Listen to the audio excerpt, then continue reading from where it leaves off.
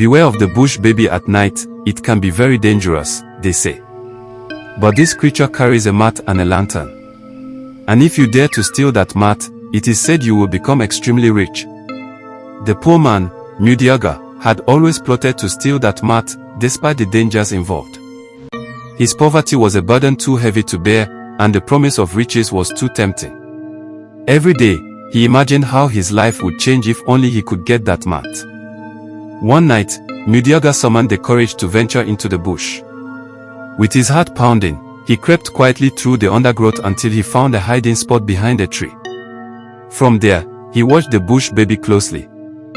There it was, the bush baby, small, eerie, with large sorrowful eyes. It spread its red mat on the ground and placed its lantern beside it. As it walked, it hummed a melody that sounded like a mixture of singing and crying, a tune that echoed through the stillness of the night. Mudiaga's heart thumped louder. His hope fled. Tonight, my destiny will change, he whispered to himself. The bush baby lay on the mat for a while, shifting occasionally. Then, it stood up and began to dance, its movements slow and strange, as if it was part of a ritual.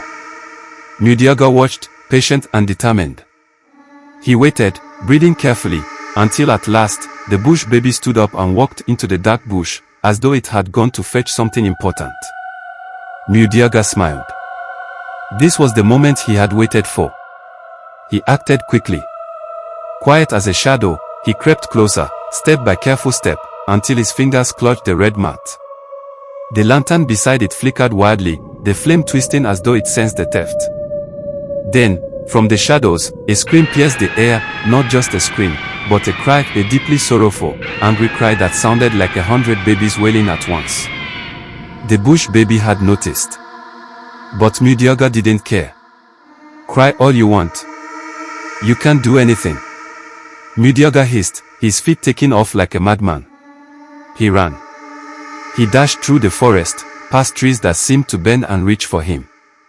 The bush baby's cries followed him, sharp, loud, slicing through the night like a blade. Suddenly, lanterns appeared in the air, floating all around him. Their eerie glow made him pause, fear gripping his chest. But even as he trembled, he refused to let go of the mat. He heard the bush baby's cry rush towards him and he forced himself forward. He tripped. He fell. He rolled across the rough forest floor, but still, his grip on the mat was unyielding. But the bush baby wasn't done with him. The forest path twisted into a maze. Every direction Mudiaga turned, the floating lanterns hovered before him, blocking his escape. The cries grew louder, harsher, stabbing into his ears. But Mudiaga was stubborn. He kept running, pushing harder, until suddenly, he fell into a pit. Unfortunately for him, inside the pit was a large, dangerous snake. The snake hissed, its body coiling, but Mudiaga was quicker. He jumped out of the pit, still clutching the mat, and ran. The snake chased him, sliding swiftly after him as he ran and ran. Finally, the snake passed his path. Mudiaga, cornered, watched as the snake slithered away, leaving him with a moment of relief. But the bush baby's cry returned, louder, angrier, drawing closer to him again. He took off once more, running in a different direction. But no matter which path he chose, the cry always seemed to come from ahead. It was as if he was running towards the very danger he was trying to escape. Confused and desperate, Mudiaga climbed up a very tall tree and stayed put, pressing his body against the trunk. He watched from above, heart pounding, as the bush baby reached the base of the tree. The bush baby looked around, sniffing the air, its large eyes scanning the ground, but it couldn't find him. Mudiaga, hidden in the tree, looked down at it, his chest heaving silently. The bush baby, hurt and frustrated, sat beneath the tree and cried bitterly. For 30 minutes, it sat there, its cries filled with sorrow and anger. Finally, it gave up and left. Mudiaga climbed down cautiously and continued running.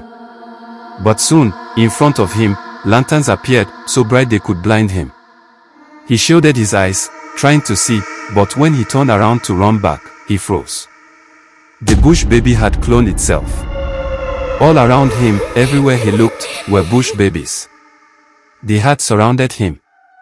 There was no way out. He remembered hearing stories that though bush babies could clone themselves, no matter how many clones appeared, there was always only one real one among them. They started closing in on him. He had to choose. He had to pick one and run through it, praying it wasn't the real one. If he stood still and let them catch him, it would be the end. But they all looked the same. No difference. No clue. Time was running out. In a split-second decision, Mudiaga dashed forward, choosing one of them at random. He ran through it. Luckily, it wasn't the real one. He escaped. But it wasn't over. The bush baby's cries chased him again as he ran through a narrow path, his legs scraping against thorns and tree roots. His chest burned from exhaustion, but his grip on the mat was like iron. The cries pierced through the forest, louder and sharper, filled with a rage that chilled his bones. But Mudiaga's stubbornness was legendary. As he pressed forward, the forest began to change. Suddenly, the ground beneath his feet turned into muddy quicksand. He sank up to his knees. With a desperate scream, he lunged forward, barely managing to pull himself out. The deeper he went, the more it twisted unnaturally. The trees loomed tall, their shadows closing in, while the path ahead spiraled into unfamiliar grounds. Suddenly, a thick fog swallowed him. He couldn't see anything beyond his arm's reach. The cries grew closer, but the fog blurred his path. He raised his arm, shielding his face, and stumbled forward blindly. Within the fog, faint shadows moved, brushing against him, cold, weightless figures that sent shivers across his skin. But Mudiaga didn't stop. He pressed on. As he ran, he glanced back to see if the bush baby was near. Strangely, it wasn't. But its cry sounded as if it was right behind him. Before he could look forward again, he struck an obstacle with his knee. Pain exploded as his knee twisted. But even in agony, his hands clung to the mat. He limped forward, his breath ragged. Blood and sweat mingled as they dripped from his brow. The bush baby's cries filled the air, twisting inside his skull. The forest had turned into a nightmare. Then he saw it, the edge of the bush. Faint moonlight filtered through the trees ahead. Freedom was so close. If he could cross the bush line, the mat would be his. The riches would be his. But the ground beneath his feet betrayed him again. Two identical paths stretched ahead, both glowing under the moonlight, both appearing to lead out of the bush. But Mudiaga knew the bush baby's tricks. One of those paths was fake. He didn't have time to think. Trusting his instincts, he chose the path to the right and limped as fast as his injured leg would allow. But after a few steps, the exit never came closer. The trees on both sides blurred into endless walls of darkness. His own footsteps echoed unnaturally, mocking his every move. He glanced back, no bush baby in sight. But its cries had turned into whispers, circling him, gnawing at his confidence. He pressed on, refusing to give up. Suddenly, the ground beneath his foot gave way, not a pit this time, but a shallow ditch that wrenched his injured leg even worse. Mudiaga stumbled, falling face first into the dirt. The mat slipped from his fingers. Panic overtook him. He scrambled, hands searching wildly in the dark, clawing at the earth, but the mat was gone. His heart pounded in terror. Then he saw it. The mat, lying calmly a few meters away. But standing next to it was the bush baby. It wasn't crying. It wasn't moving. It just stood there, watching him with an expressionless face, as if waiting. Mudiaga's body screamed in pain, but his desire was stronger. He forced himself up, limped towards the mat, eyes fixed on it. He no longer cared about the bush baby. He was too close to victory. But as he reached out to grab it, the bush baby calmly stepped back. The mat shifted with it, staying just out of his reach. Mudiaga lunged again. The bush baby stepped back again. No matter how much he reached, the mat remained the same distance away, as if tied to the creature's very presence. It was no longer a chase. It was a cruel game.